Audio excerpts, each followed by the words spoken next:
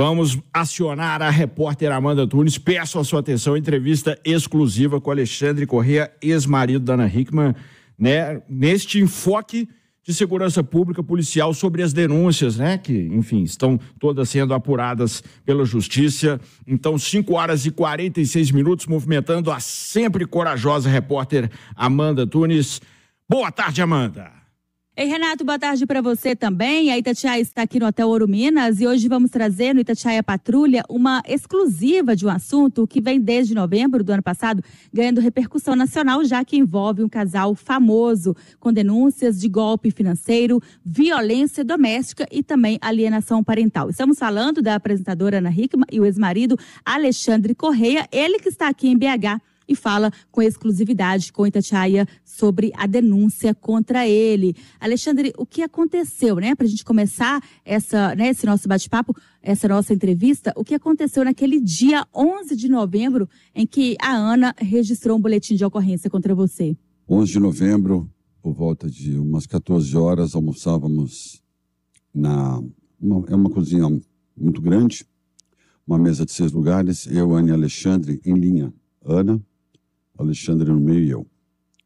Ao final do almoço, a Ana, então, começou a comentar com o Alexandre a possibilidade que teríamos que deixar aquela Casa Branca, que talvez a casa fosse vendida em função de alguns problemas.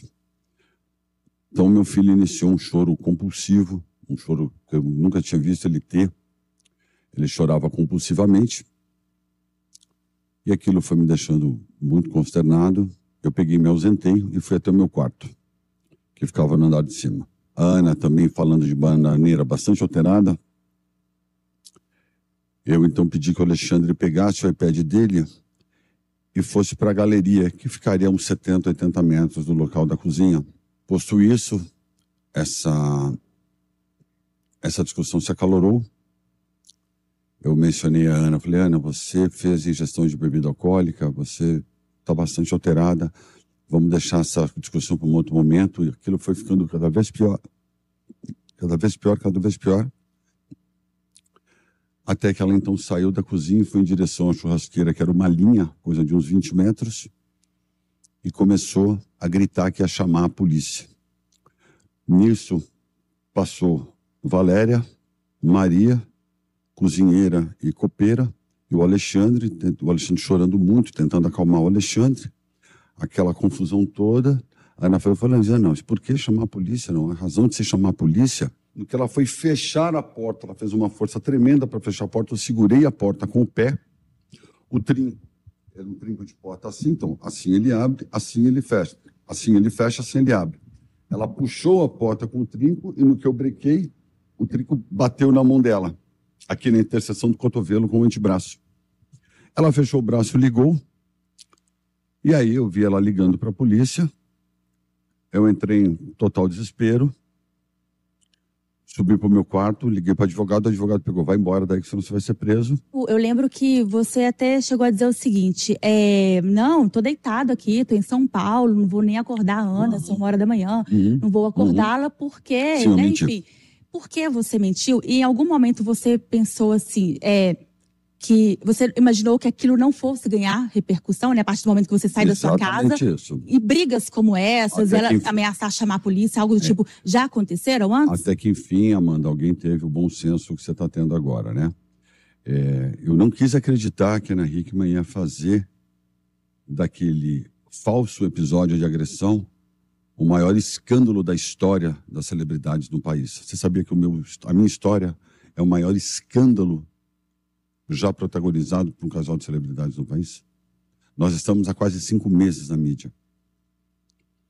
Então, quando o Léo Dias ligou, eu de pronto neguei, porque eu tinha esperança que a Ana Hickman acordasse, as coisas fossem se acalmar e ela não fosse dar sequência. Só que qual foi o meu engano? Ela deu sequência. Porque o que não houve?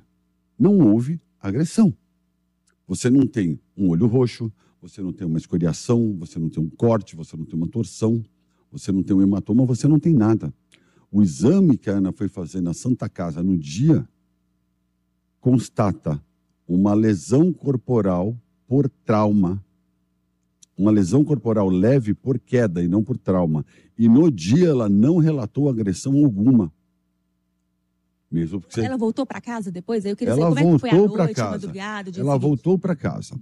O que chama muito atenção, que no dia seguinte, menos de 12 horas depois, Ana foi a uma festa de aniversário infantil e todo mundo sabe disso. Ana participou de uma festa de aniversário infantil ao meio-dia do domingo, onde ela dançou, bebeu, se divertiu, comeu, carregou criança no colo.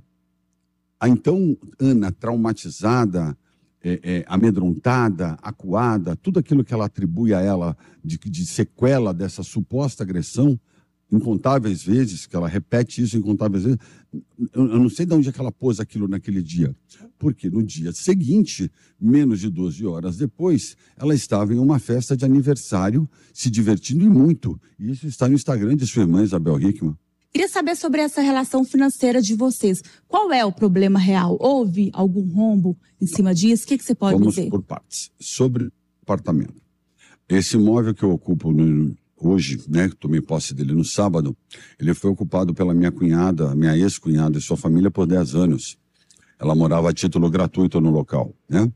E eu, então, através de algumas medidas tomadas, tomei posse daquilo que é meu. Sobre a minha situação atual.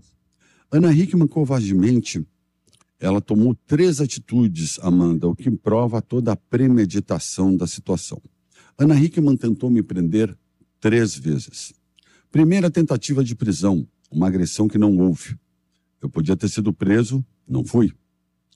Segunda tentativa de prisão.